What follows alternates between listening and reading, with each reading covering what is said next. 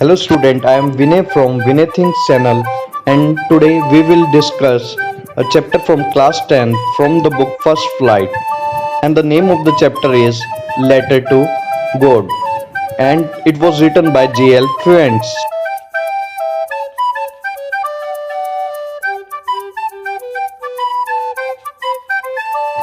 Let's start.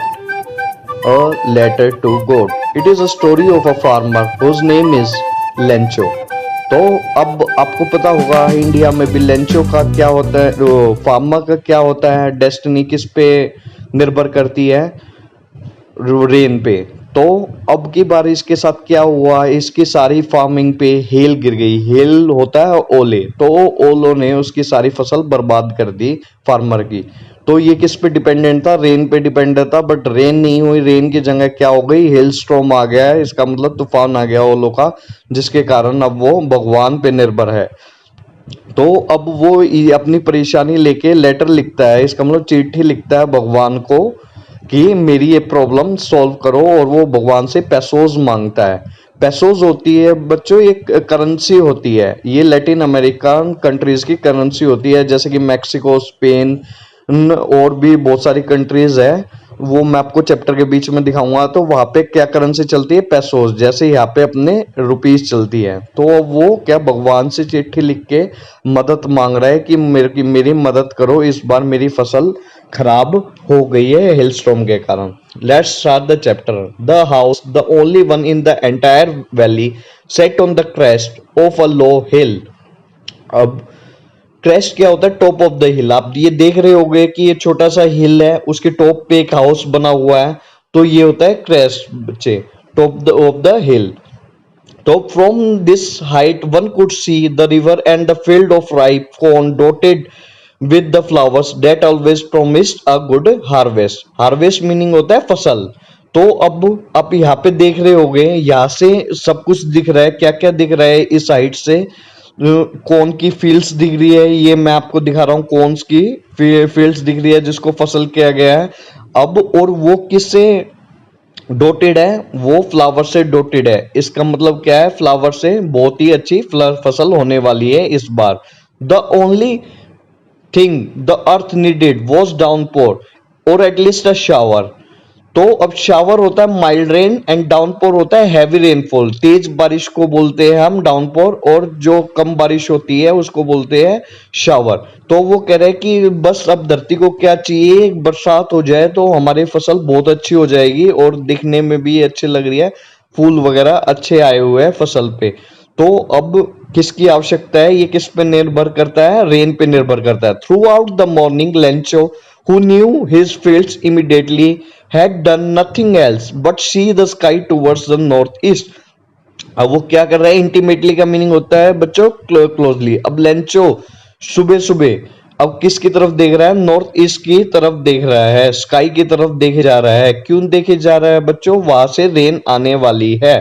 तो वो desperate है कि किस लिए डेस्परेट है, कि रेन आए, रेन के लिए डेस्परेट है कि नॉर्थ ईस्ट से जो भी विंड आ रही है उसके साथ रेन भी आए। तो विंड प्लस रेन की अब वो इसका सोच रहा है कि उस तरफ से भी रेन आए, जो हवा चल रही है हवा के साथ रेन आए और मेरी अच्छी फसल हो जाए। Now we are really going to get some water women. The women who was preparing supper replied yes God willing. तो वो कह रहा है कि we are really going to get some water. अब वो ये वुमेन उसकी वाइफ भी हो सकती है। तो वो कह रहा है कि थोड़ा हमें लगता, मेरे को लगता है बारिश आएगी।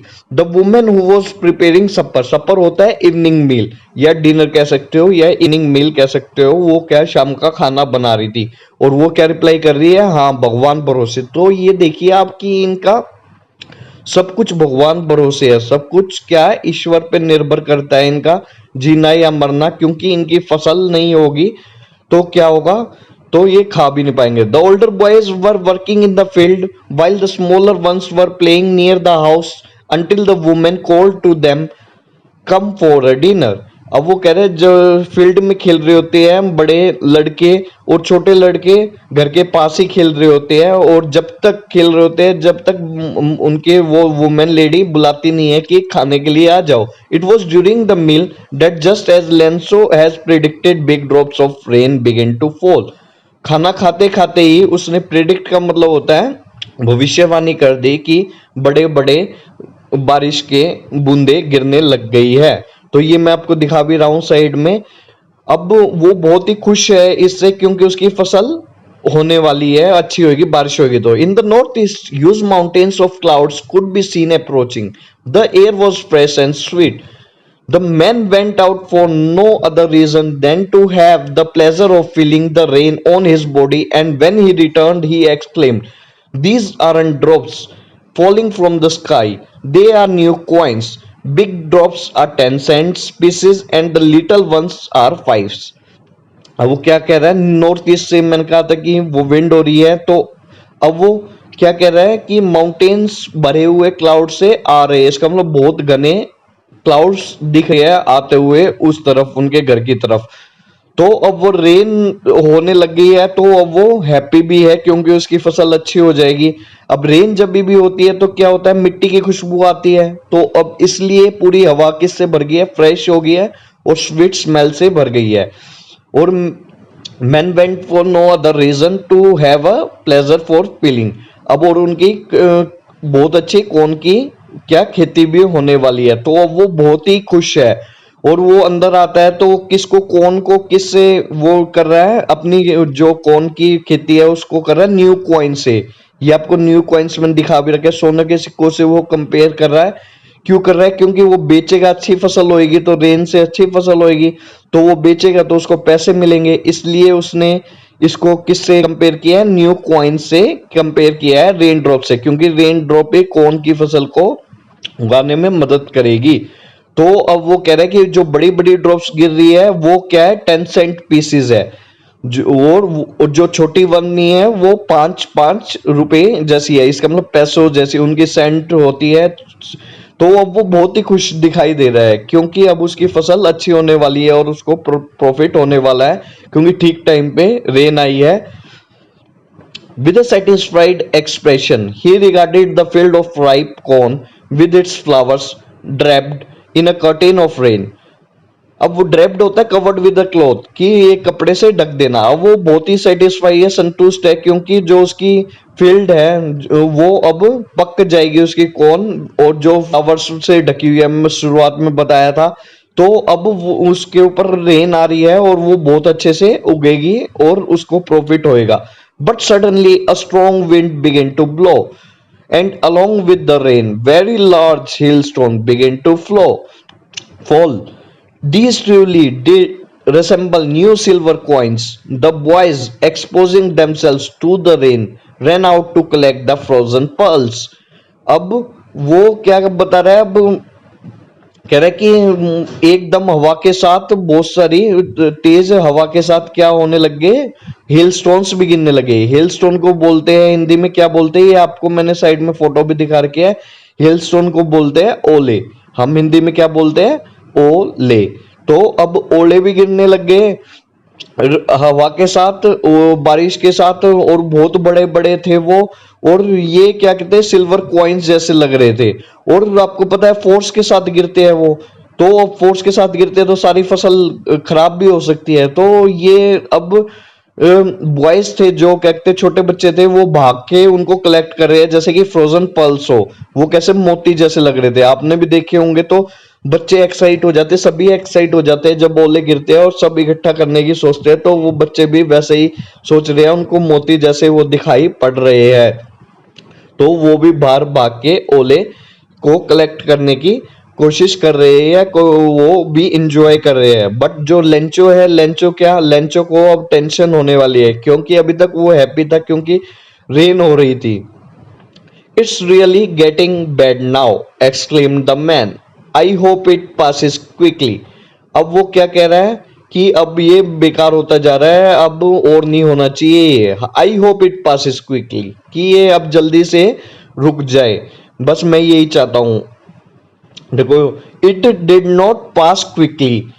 For an hour, the hail rained on the house, the garden, the hillside, the cornfield, on the whole valley. The valley was white as if covered with a salt. देखो जैसे ये है, मैं फोटो दिखा रहा हूं आपको कि ओलों से भर जाता है तो वाइट दिखने लग जाता है, इसका मतलब हेल से भर जाता है। तो अब इतनी देर तक वो जल्दी से रुका नहीं, 1 घंटे तक हेल गिरता रहा, इसका मतलब ओले गिरते रहे। तो जो सारी वैली थी, house, garden, hill side, cornfield, उनकी पूरी की पूरी वैल्यू सफेद हो गई, ऐसे लग रहा था नमक से भर गई है पूरी, क्योंकि हेल वाइट दिखता है तो वो पूरा भर गया था। तो अब not a leaf remained on the tree, the corn was totally destroyed, the flowers were gone from the plants।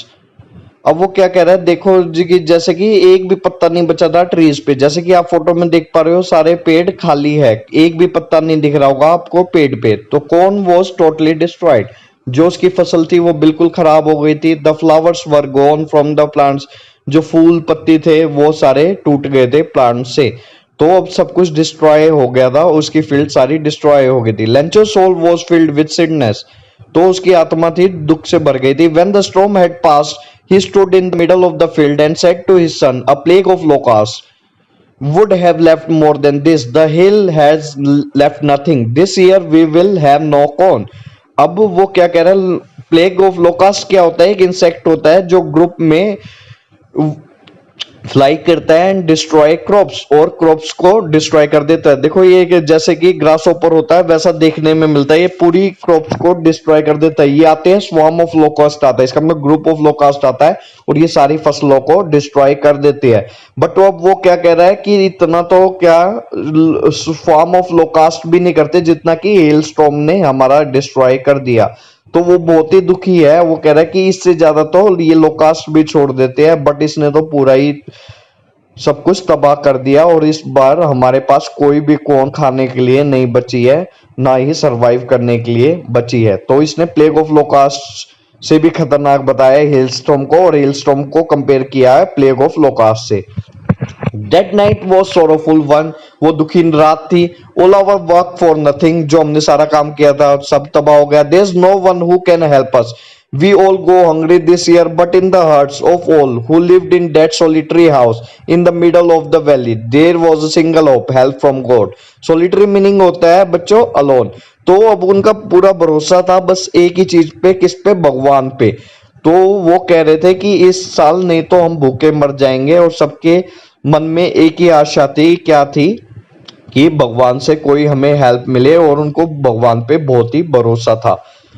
तो don't be so upset even though this seems a total loss, remember no one dies of a hunger, that's why they say no one dies of a hunger.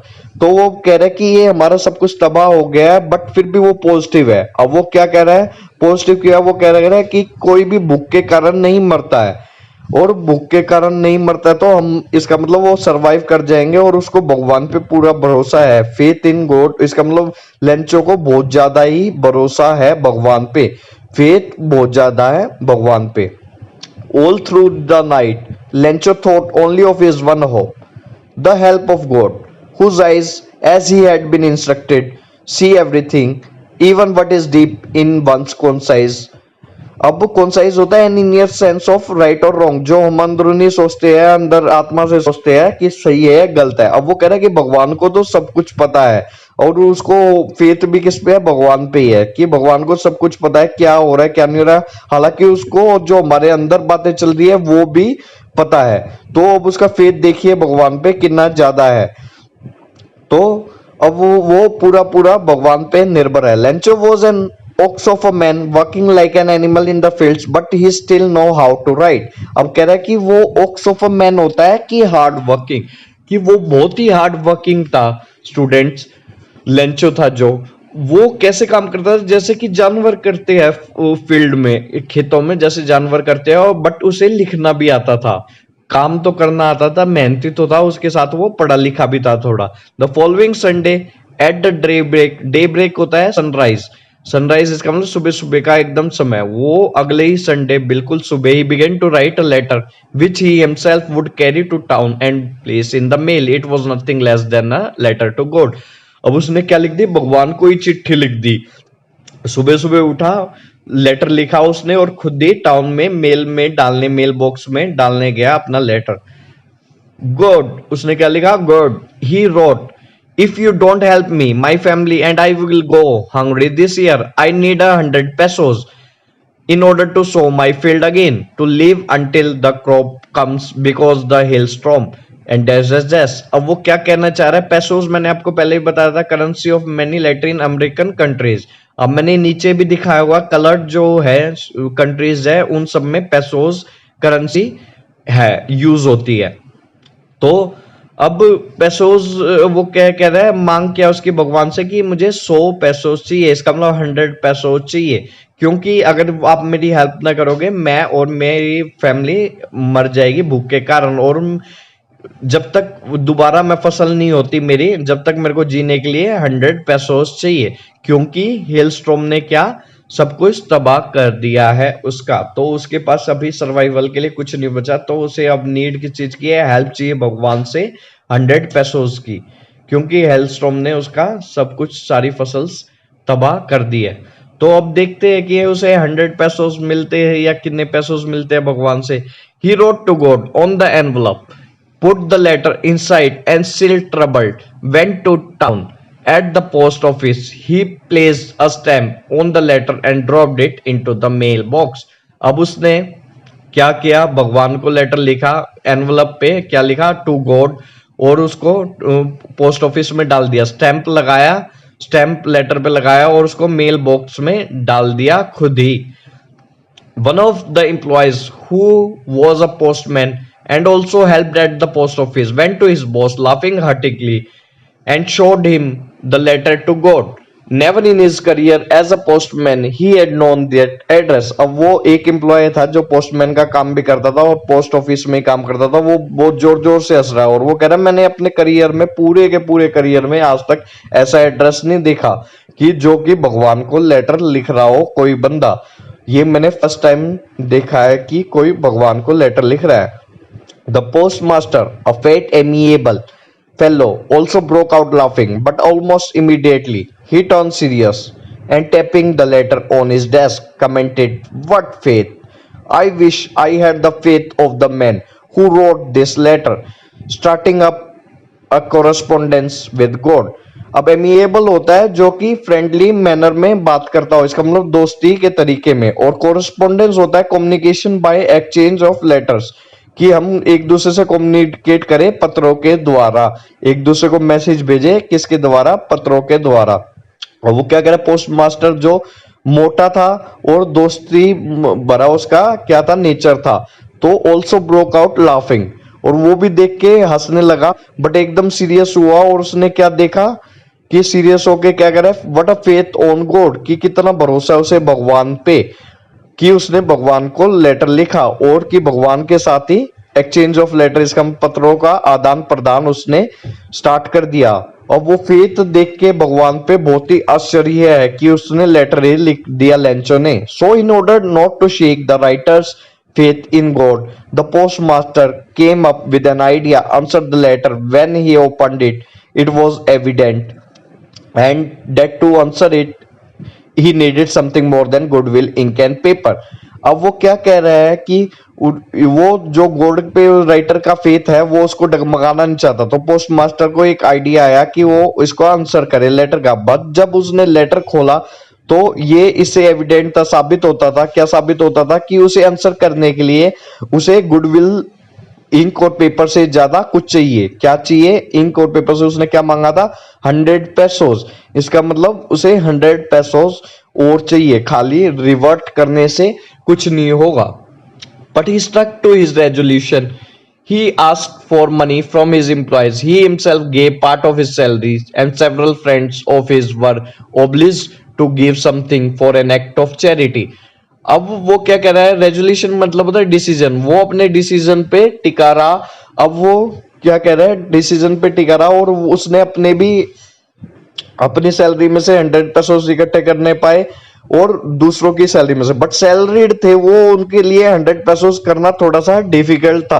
तो इसलिए उन्होंने जितना जितना वो इकट्ठा कर पाए चैरिटी की तरह उन्होंने इकट्ठा किया, क्योंकि सभी सैलरीड थे तो 100 पेसोस बड़ी अमाउंट होती है, तो 100 पेसोस वो सभी मिला के भी कलेक्ट नहीं कर पाए होंगे।